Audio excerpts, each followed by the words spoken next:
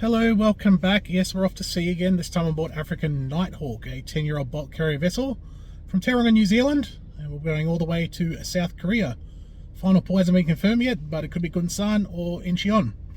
If you're new here, welcome. My name's Emerson. If you are an existing subscriber, welcome back. Great to see you again, and thank you for your ongoing support. We're going to make our way down to the ship now, and we will see you on board, do the usual tour of the cabin, inside the accommodation block, and around the outside, and give you little glimpses to what life's like on board. See you down there.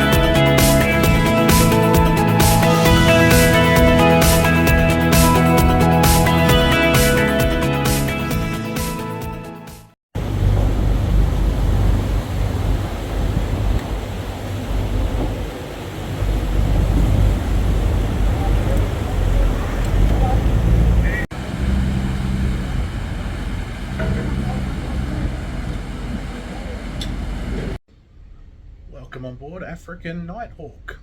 Hope you enjoyed that departure footage from Tauranga last night. We departed just after 6 p.m, 23rd of November, and we are now underway to Incheon, South Korea, estimating arrival there 13th of December if the weather's okay en route, which it should be, but if not, might be a day or two delay, and not sure if we'll have anchorage on the other side. But we're going to do the usual ship tour around the inside of the vessel, just show you what the accommodation's like on board and the living quarters, a bit of a walk around the outside, the engine room, the bridge. So come along for the ride, and we'll start off with a tour of my cabin first. It's quite small, so not much to see, but yeah. Let's check out my accommodation for the next 3 weeks. I'm in a pilot's cabin, which is used by pilots if they stay on board for an extended period of time. Some regions of the world they do that, notably the Great Barrier Reef. The pilot will stay on board for 2 or 3 nights during the passage from the north of the Great Barrier Reef up near Cape York until about Townsville. They get helicoptered out and then helicoptered back to shore. Got a king single bed, plenty of wriggle space there. It's actually the biggest bed I've had on any of the ships I've been on so far. Some drawers here, storage under the bed, seating space, couch, desk. Sorry, it's a mess at the moment. Got a fan too to keep me cool during the warmer climates when we head up towards the equator. Cupboard, above that, life jacket and immersion suit in the event of an emergency. Touch wood, we don't have to use that. Looks like they've been using this room for storage while there's nobody occupying it. The bathroom, it's kind of small but functional. So where's my cabin located? I'm actually on the bridge deck. The bridge is right there, which we will have a look at after this. Great, so yeah, that is my accommodation. Let's take a look at the bridge on board African Nighthawk. So here we've got tea and coffee making facilities, an espresso machine which pumps out really nice espresso actually. Everything in this vessel's been incorporated into one main console. We have the fire detection system, fire door panel, wiper controls for the windows, watertight door indicator panel, emergency stop switches, general alarm panel, GPS navigator, Ectus number 2, S-band radar screen. We have these 2 chairs here for officer on watch. Haven't actually seen that on any of the vessels I've been on. This is the first vessel that I've been on that have these chairs. Main engine telegraph, monitoring system, VHF radio, RPM indicator. We also have that stuff overhead as well here. Let me try zoom in on that. RPM, anemometer, speed logger, gyro repeater, clock, rate of turn, echo sounder, and rudder angle. We have the wheel, currently steering automatically right now. Telephone, BNWAS, voyage data recorder, gyro compass, repeater unit for the gyro compass, X-band radar, and to my left here, various light switches, navigation lights, signal lights, and outside lights around the vessel. Workstation with a few computers, GMDSS station, Inmarsat 1 on the left and Inmarsat 2 on the right, MFHF radio and VHF radio, currently switched off again because the guys are doing some work upstairs and we don't want to expose them to any radiation. Primary Ectus, Doppler sonar, echo sounder and printer, Navtex receiver, speed log, GPS navigator, weather fax, and satellite telephone. This room here is full of electrical equipment for all the marine electronics on the bridge. That wraps up the tour of the bridge. Let's go have a look at the rest of the vessel. Here we are on Monkey Island. Let's have a look at what we'll find up here. On this array here we have some navigation lights, port and starboard side, foghorn, X-band radar on the left, and next to that is the S-band radar. Boom. A few other antennas, magnetic compass, Starlink receiver, and we get 1 GB of data a week on board this vessel. VHF number 2, Globe Wireless, the guys are currently doing some work up here, excuse the mess. MFHF and DSC, Digital Selective Calling, Navtex and TV antenna, Inmarsat, anemometer, wind vane, try saying that word 3 times fast, iridium. Over here we have the VDR, voyage data recorder, which is basically like a black box on an aeroplane. VHF number 1 and DSC, Digital Selective Calling, as I mentioned before. VSAT, in case Starlink goes out for some reason. And a UHF antenna. Don't mind the sign there, La Landriace, that is the old name of this vessel before it was changed to African Nighthawk. Starting off on the third cabin deck, also known as C deck on other vessels, you have the chief engineer's day room behind this door.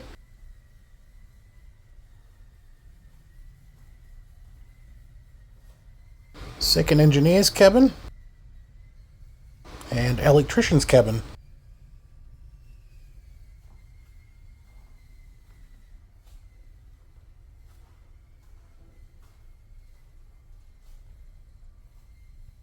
We have a conference room.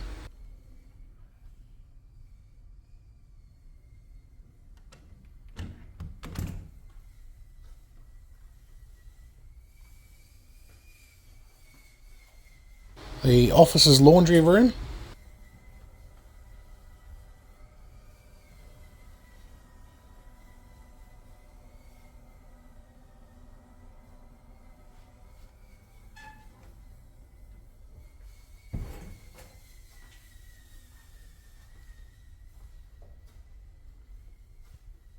Here we have the captain's day room. We won't go inside, of course, respecting privacy.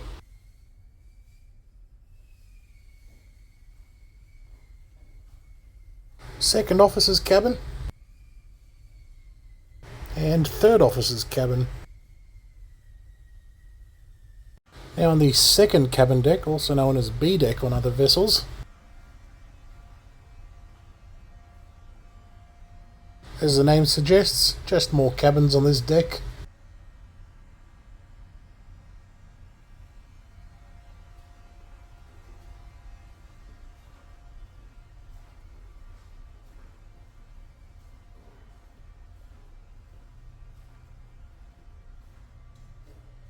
Chief Officer's day room. Apologies for not filming, but down the end of the corridor on the right is the laundry. We are now on the first cabin deck, as it's called on this ship. On other ships this is called A deck. So what do we have here? Obviously, as the name suggests, cabins of deck crew, the ABs, OS, and engine room crew, oilers, wipers, etc. Crew's mess room, dining room, whatever you want to call it, and recreation room.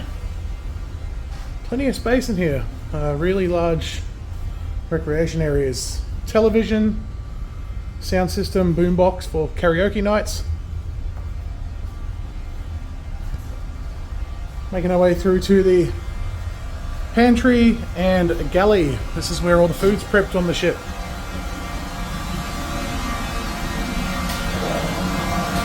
Whipping up some dinner for tonight. Making Chief chicken cook. pastel. What are we making? Chicken pastel. Nice, looking forward to it. Yeah. Thank you, Chief Cook. Thank you. Master Chef right here. He's a good cook, he makes good food. And here we are in the officers' mess room. We have our steward, John. Hello. Hello. And the officers' recreation room.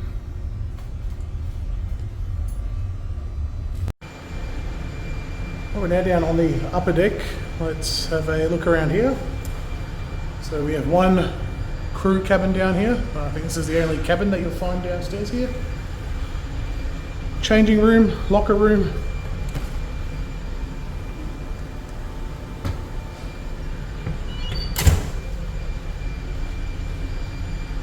We'll have a look there in just a sec. Ship's office through this door. Isn't really used throughout the voyage, more for in port. But yeah, that's the ship's office.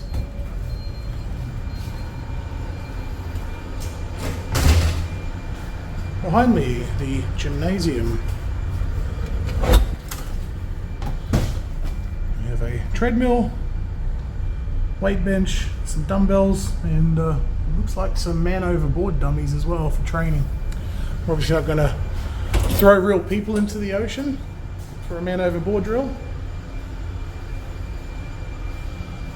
And through here is the dry provisions and other food storage. So obviously all your dry, non-perishable foods are kept in here.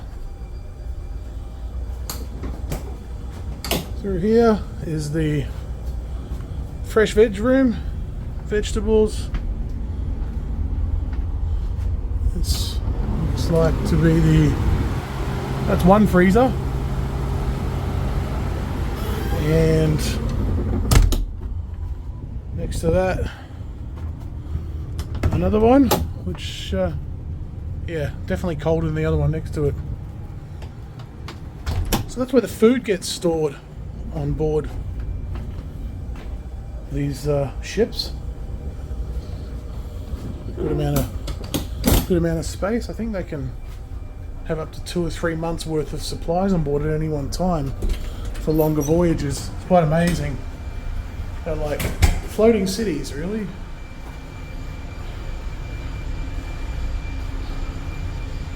Entry to the dry provision store. Hospital, which is currently locked. And we have a bathroom. Okay, let's head down to the engine room. We have our 5-cylinder main engine.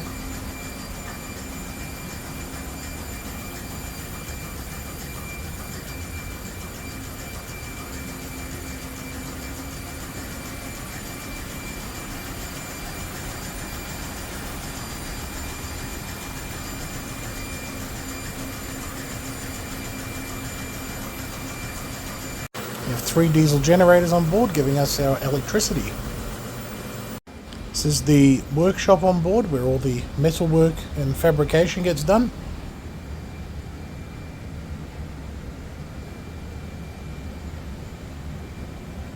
And here is the steering gear room.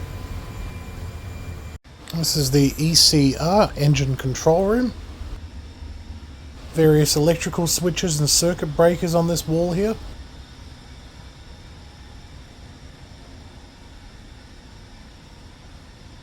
On the main panel, status lights, pressure gauges and computers to monitor the various systems on board.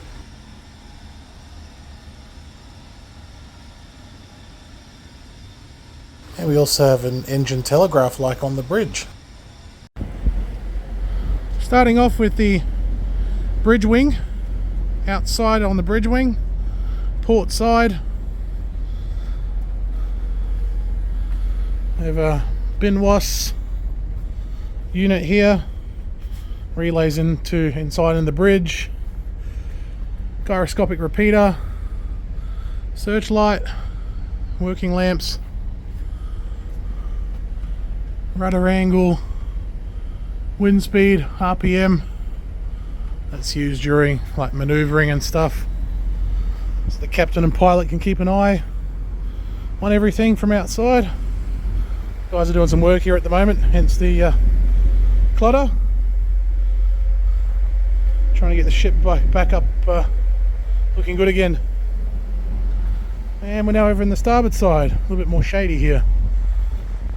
Same as the port side, another gyroscopic repeater, search lamp and working lights.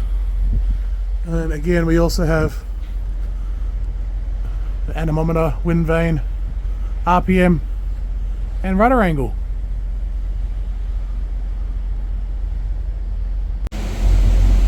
Not too much to see on sea deck. There is some storage there over on the starboard side though. B deck, starboard side outside area. We've got the crane here, battery room, emergency generator room. In the event the main generator fails, this will kick in. Starboard side accommodation entrance. Find this cable here. A bit of a tight squeeze through here. These are just exhaust fans next to me.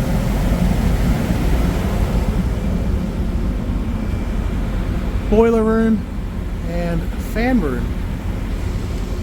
Another crane here. We're now on the port side. Accommodation entrance. Free fall lifeboat. We won't go inside, but we'll just come up here real quick and have a look. Everybody basically will muster down there. They'll do a head count. Everyone will come in, open the door and climb in like so. Oh, and I can't forget the basketball hoop as well. Port side, A deck, outside area. Not much to see here, just 2 davit cranes We have a rope ladder, entrance to the accommodation side, port side door, air conditioning intake, and crew's smoking room, which we saw a little bit earlier in the video. A-deck, starboard side, outside area. So what do we have here?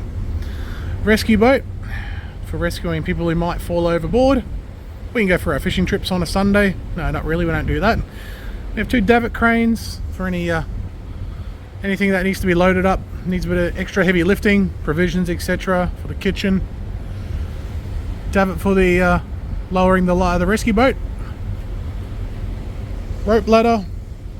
And we have our 25-man life raft. So how this works is you lift it up, throw it over into the ocean. Pod will begin to sink. That little yellow device there detects water pressure. As the water pressure gets to a certain amount, we'll detect that, automatically cutting that line, opening the shell that it's in, and in turn releasing the life raft, and that'll float to the surface. Upper deck, outside area. Currently on the port side. Feels like you're in a prison behind these bars. I guess that's just for access control in some ports to prevent any unwanted visitors. Gangway behind there. Port side entrance to the accommodation block. Bathroom. Squat. Okay, interesting. That must be for the stevedores. Well, this is a Chinese built vessel, so that probably explains why they've got that design of toilet. Have never seen a squat toilet on a ship before, so that's a first. Sewers cabin. More a storage cabin at this stage, but there are some beds in there. I don't actually know what the Suez cabin is used for. It must have something to do with the Suez Canal. If anybody watching can let me know in the comments down below, that'd be greatly appreciated, and explain to me what that cabin's actually used for. But must be for additional crew when the ship is transiting through the Suez Canal. Anyway, aft station, mooring lines. View out the back.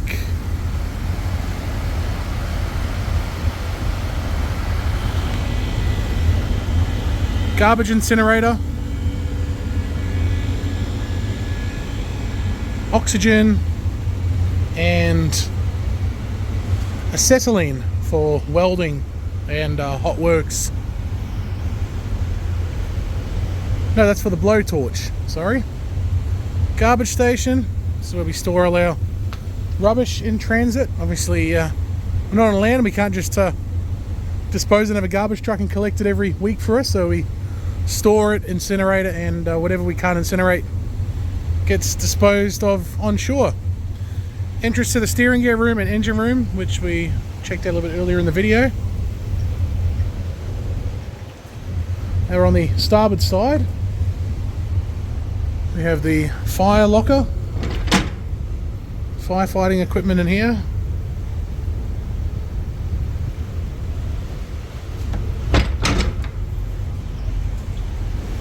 It's a bit wet out here. CO2 bottle room. If I can open that up, there we go.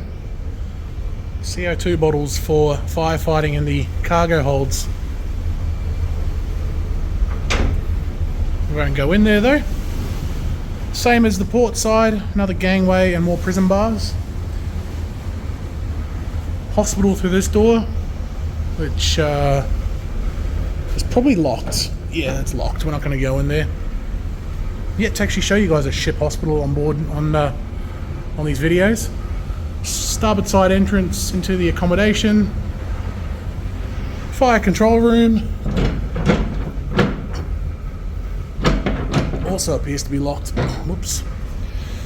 I just can't open it. And tele office / storage.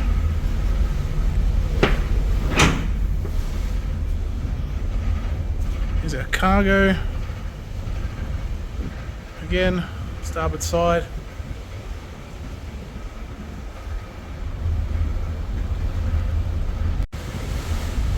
The cargo we have on board is radiata pine from New Zealand.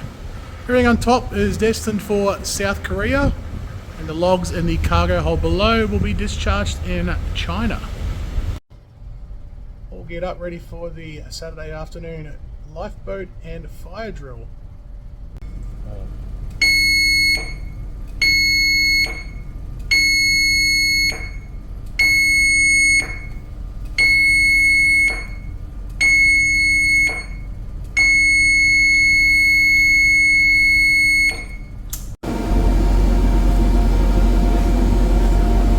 Lifeboat drill.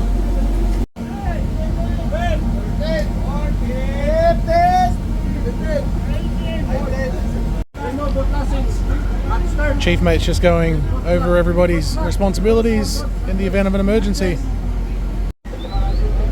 Here's a look inside the freefall lifeboat. If you've ever wondered what it's like inside one of these, very basic: steering wheel, compass and power control. This boat can seat up to 25 persons.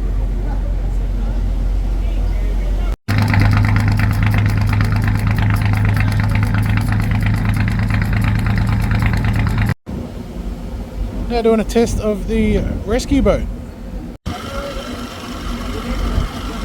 Seems to be working okay.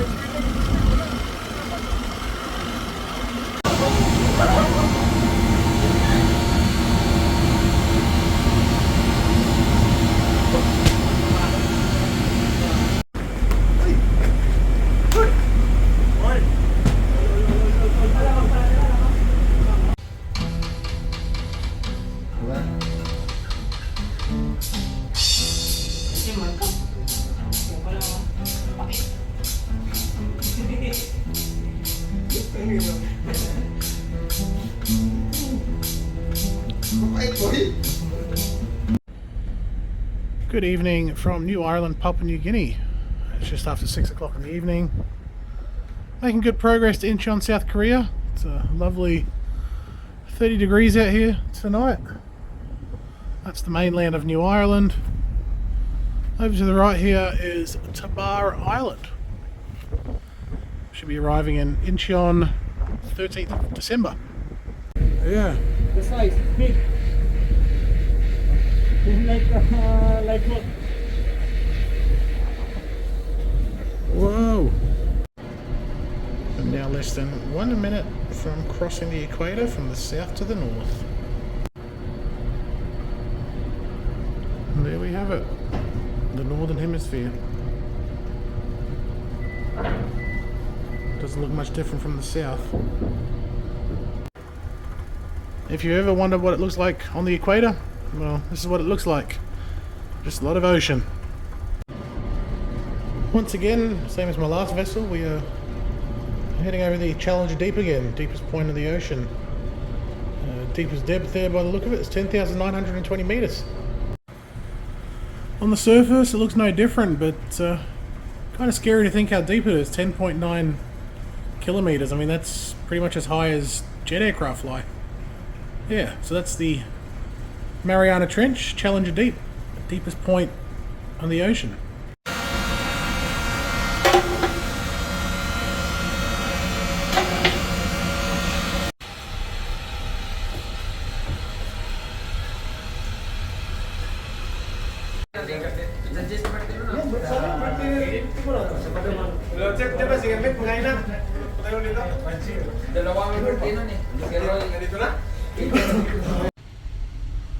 Good morning from a cold and somewhat snowy South Korea. It's about 1 degree Celsius outside. Pilot will be boarding around midday, 2 hours time, and we are direct to the berth, about 2 or 3 hours to get there.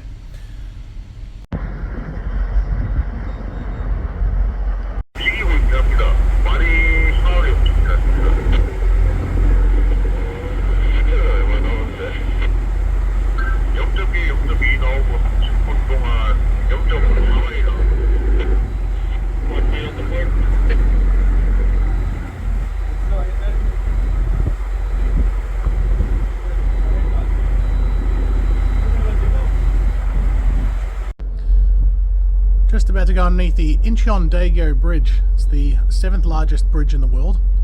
21.38 kilometers in total, or 13.28 miles.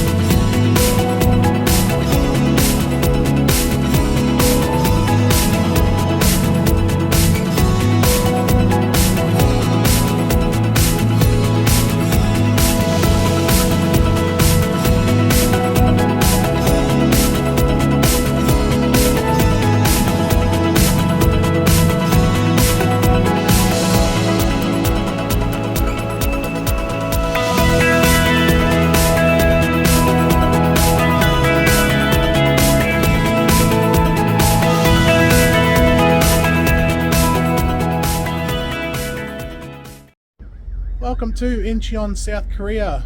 We have arrived on the berth. What an amazing 20 days on board African Nighthawk.